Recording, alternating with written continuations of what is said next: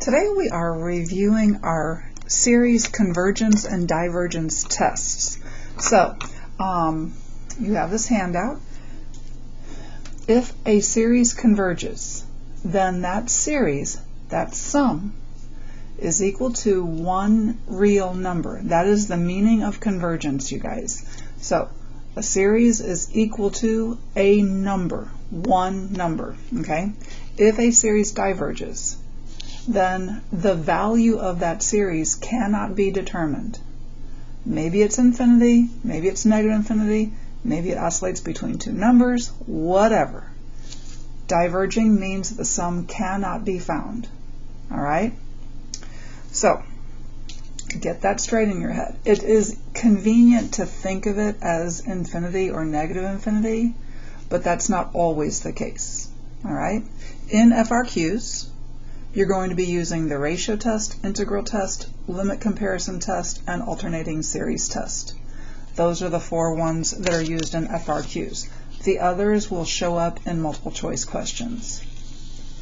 Okay, let's go through the tests. So, if you're asked to determine if a series converges or diverges, the first thing you want to do is to apply the nth term test for divergence. This is only for divergence. And basically, it is asking yourself, is this expression, the a sub n expression, top-heavy? If it is, then the series diverges by nth term test.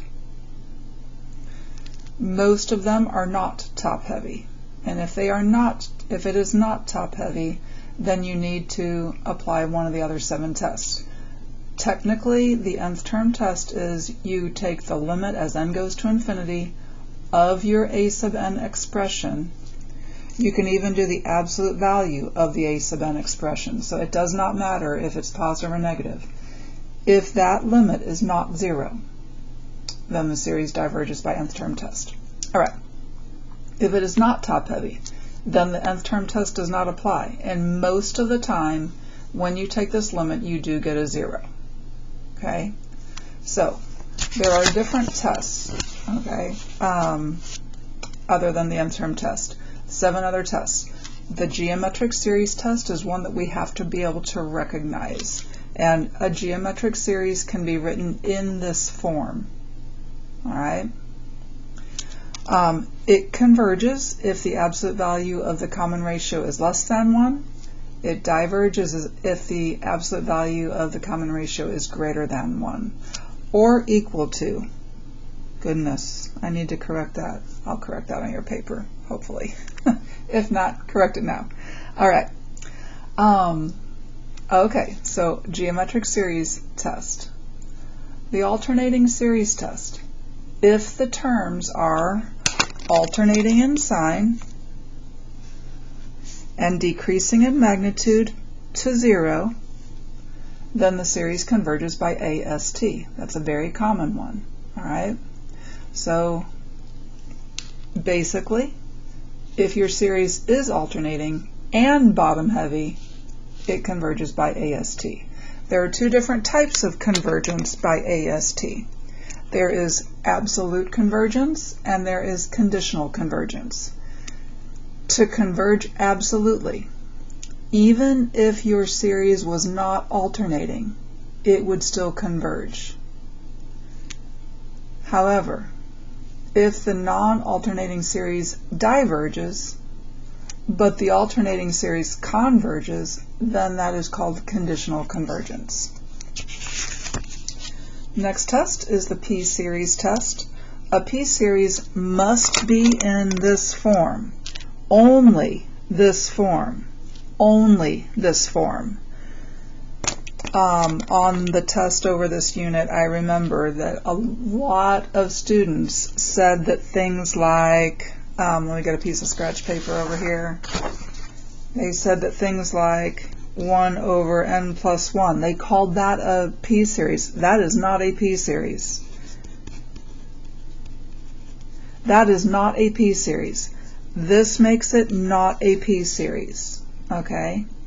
It behaves like a p-series, but it is not a p-series. To be a p-series, it cannot have anything added or subtracted down there. This is a p-series. This is not a p-series, but it behaves like this one. All right. So don't tell me that don't tell AP that something is a p-series that is not a p-series. All right. A p-series converges if that power, p for power, it converges if that power is bigger than 1. It diverges if that power is less than or equal to 1. Okay? The harmonic series is the special case when p is equal to 1, and it does diverge. The harmonic series diverges. Okay, comparison tests are very common. It has a condition for use. Both series terms must be greater than or equal to 0. I think to use a comparison test when we have a polynomial over another polynomial and nothing else going on. That is not the only time we can use a comparison test, but that is the most common. Okay? When that happens, then your series will behave like the reduced series. So this series behaves like this. And since this converges, this will also converge. Okay? So if you have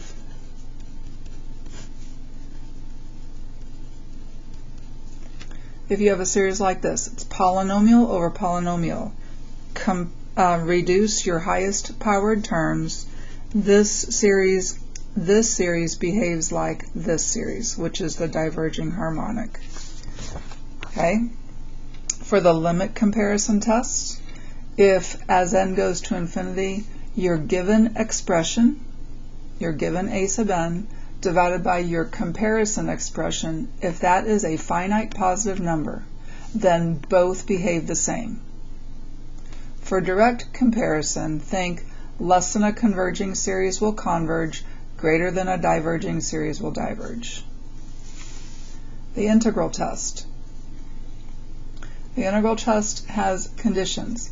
The function, big bold letters here, the function must be positive, continuous, and decreasing for the n values, for the x values since it's a function, for x greater than or equal to whatever your bottom number is. That the function must be greater than or must be positive, continuous, and decreasing. Okay? If that is the case, then the function and the series both converge or both diverge. And lastly, our last test is the ratio test, the one used all the time in the Maclaurin and Taylor series unit.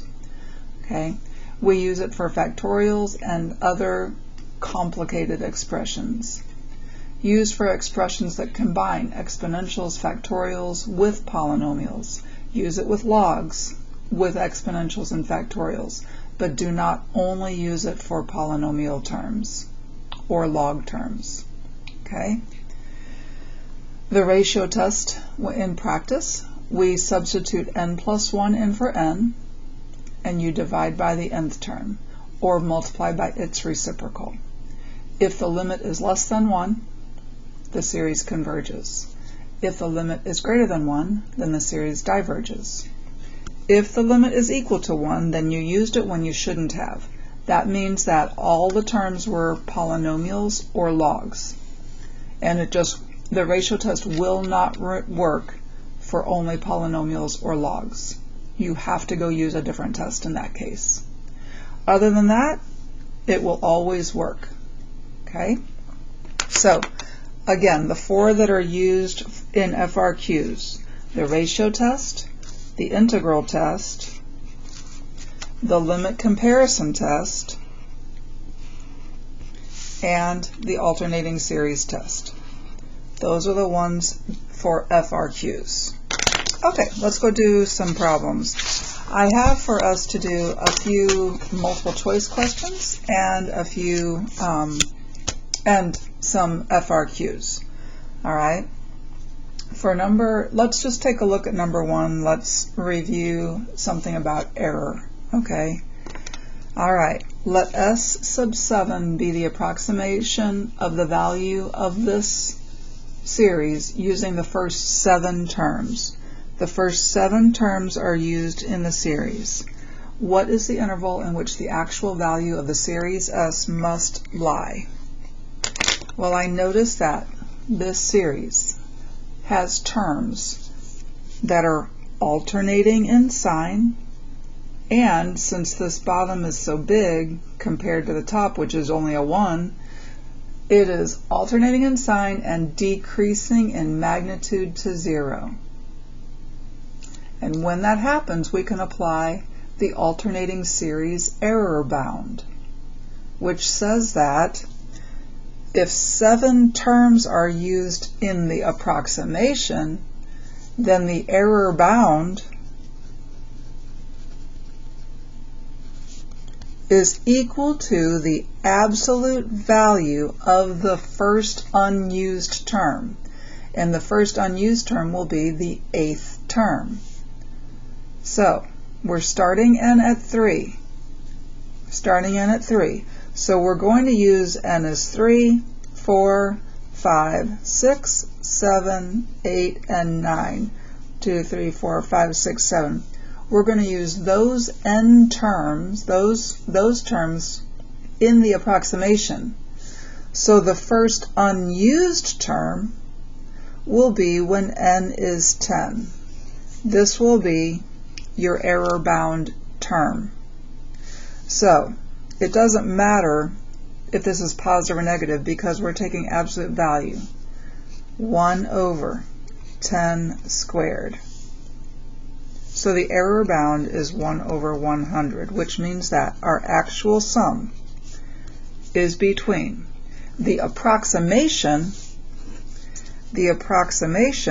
plus that error bound and the approximation minus that error bound. That gives us choice D. Okay? Hopefully we remember doing those things. Alrighty.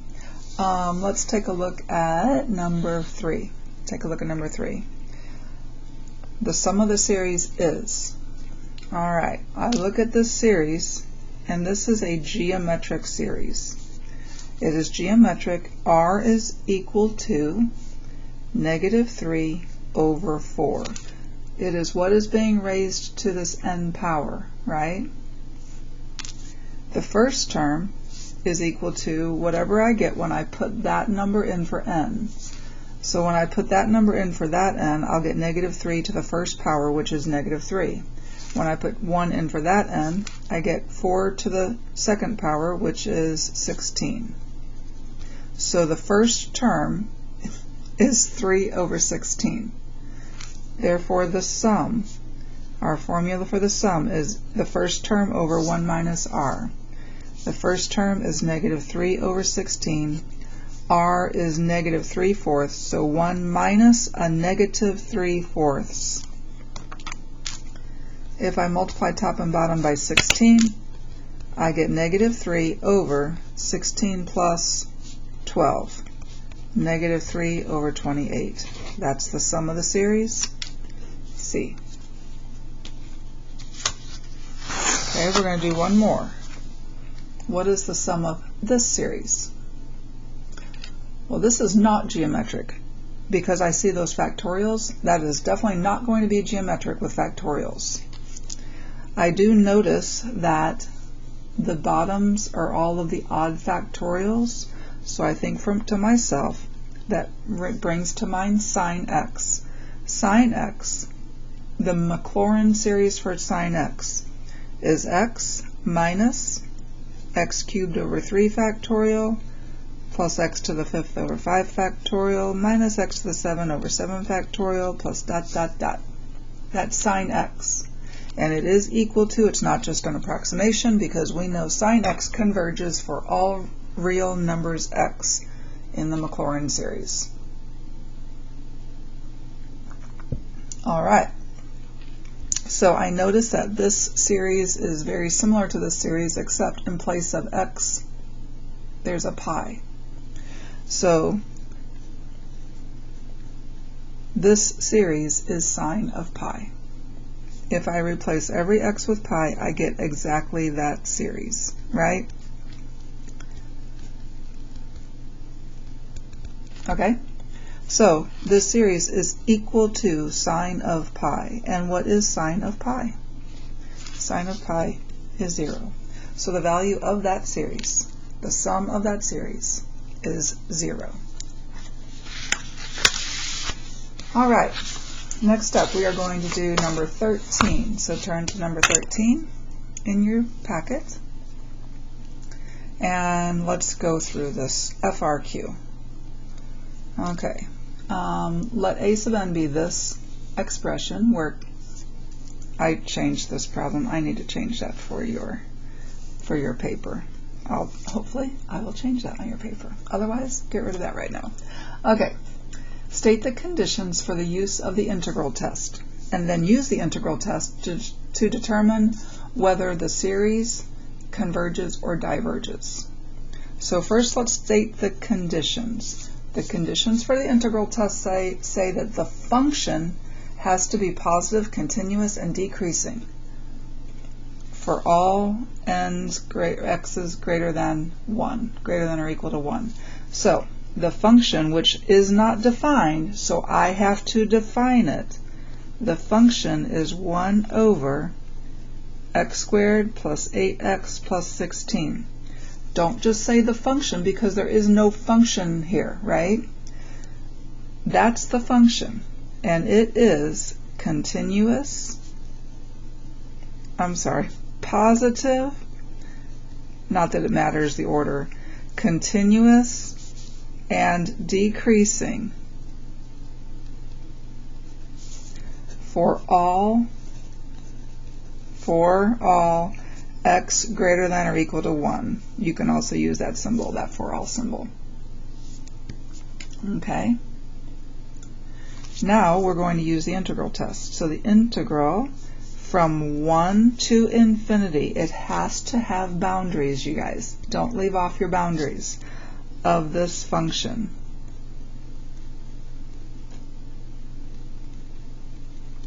We want to know what the value of that is, or does it diverge? I know it's not going to diverge though, because I know that this series will converge, right? And if that converges, this has to converge. So I know it's going to converge. I know I'm going to get a number, not infinity. Okay. The bottom factors into a perfect square binomial. Yeah, x plus 4, x plus 4. So the antiderivative, I can go straight to the antiderivative. The antiderivative of 1 over something squared is negative 1 over that thing. Assuming that, like this one is, it's just an x. It's not a 4x or a 5x or a 1/2 x or whatever. Okay? That this is the antiderivative. And we're going to go from 1 to infinity. We write this as a limit expression to be sure to get all of our credit for this problem. B goes in for x, b goes to infinity. The very 1 over infinity is 0, so that first piece is 0. Minus a negative. Now put 1 in for x, 1/5. So just as I knew would happen, I get a number, not infinity, right? So this, I can state now, the integral from 1 to infinity of f of x converges. So the series a sub n there, or you could call it f of n if you prefer, converges by integral test. We do not have to say the name of the test, but it is by integral test. Okay? Part B. Now we're asked to determine if this series converges or diverges. State the conditions of the test used and show the work for determining convergence or divergence. So, n times a sub n. That will be, okay, a sub n is up here, right? What happens when I multiply that by n? If I multiply this by n, please, you guys, for Pete's sake, don't write it like that. Please don't. Please do not multiply n by a fraction and write it like that. Okay? Write it like you know it is. N over n squared plus 8n plus 16. I remember an FRQ that I gave a while back, and in it, I forget what it had. I forget if it was a series or a limit or a function, something. They said f of x times ln of x. And f of x was given to be a fraction. And students wrote that fraction, I don't know what it was, whatever it was. They wrote this fraction times ln x. I think it was a limit. I think we were asked to find a limit. Well, I bet it was something like that, as x goes to 1. And people wrote it like this. And if you do that, you get undefined 2 over 0 times 0. What is 2 over 0 times 0? Well, that would be 0 over 0. But to justify L'Hopital's, we have to be able to say that the limit of the top is 0 and the limit of the bottom is 0. What is the top here? The top is 2 ln x. The bottom is x minus 1. We have to be able to write it like that and say that both are 0. Please, for Pete's sake, multiply that ln x. Put it up there with a 2. Don't leave it out here on its side.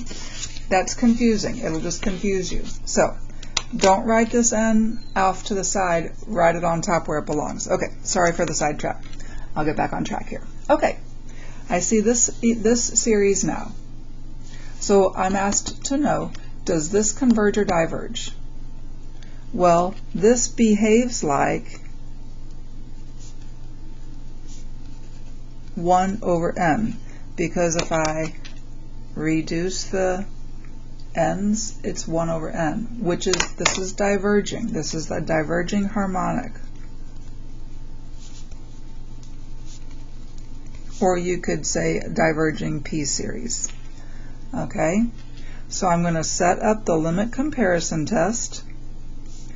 I write my given expression divided by my comparing expression, which is the same thing as multiplying by the reciprocal of my comparing expression. I get n squared and n squared.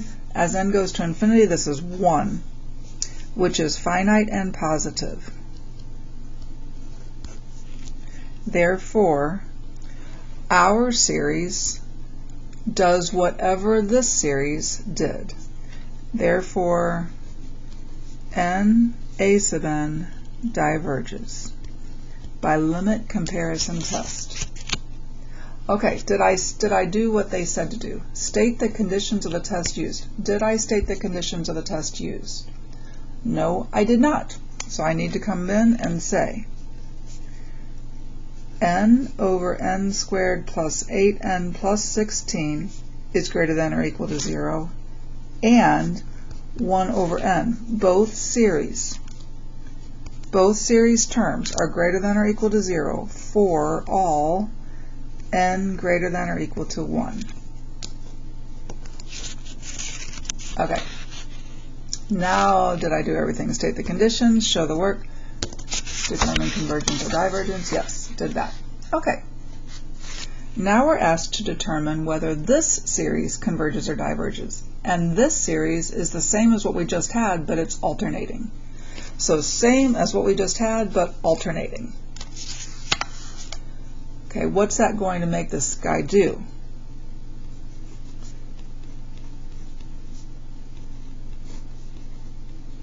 Converge or diverge? Well, it is bottom heavy and alternating. So the terms are alternating in sign and decreasing in magnitude to 0.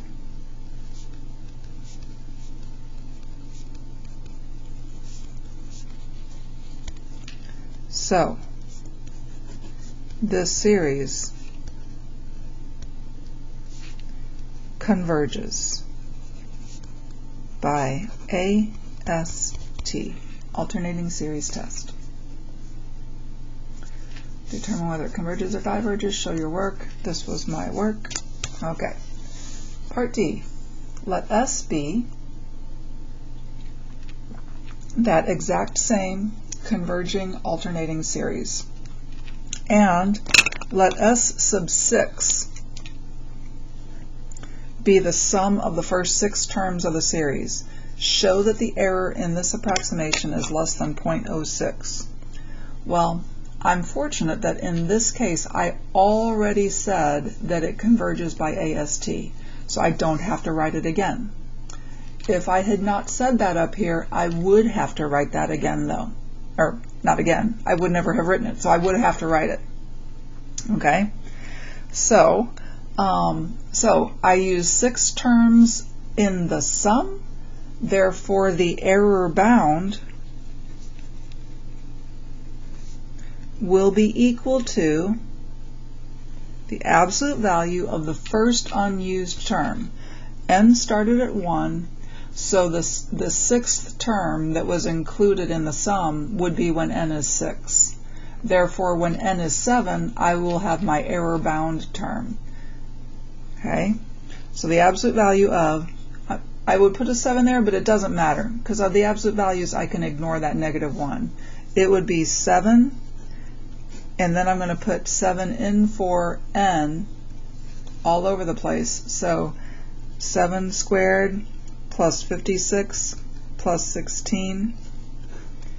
And they tell me to say that this is less than 0.06. So I'm just going to write less than 0.06. Trusting that that is true. We could see if it's true if we wanted to, but on an FRQ I would not. I would stop right there. I'm confident in my answer. 7 divided by 49 plus 56 plus 16. Yep. So this is less than this. Alrighty. Okay. So guys, I need for you, for this topic,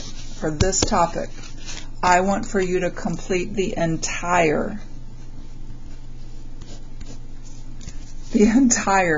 worksheet packet, okay? That means you're going to be doing 3 FRQs and a few multiple choice questions, okay? I'm giving you the rest of the time in class to work on it, so that'll be probably about 20 minutes, I'm guessing, yeah. I'm looking at the time, so do that. Work on this in class, and whatever you don't finish, take it home. Okay? And by the way, that FRQ that we just did, I didn't say the scoring. You can look online at the answer key and see the scoring. Okay? All right, that's it. I wanted to keep this to less than 30 minutes, and I barely made it. All right, you guys have a great day. I'll see you later.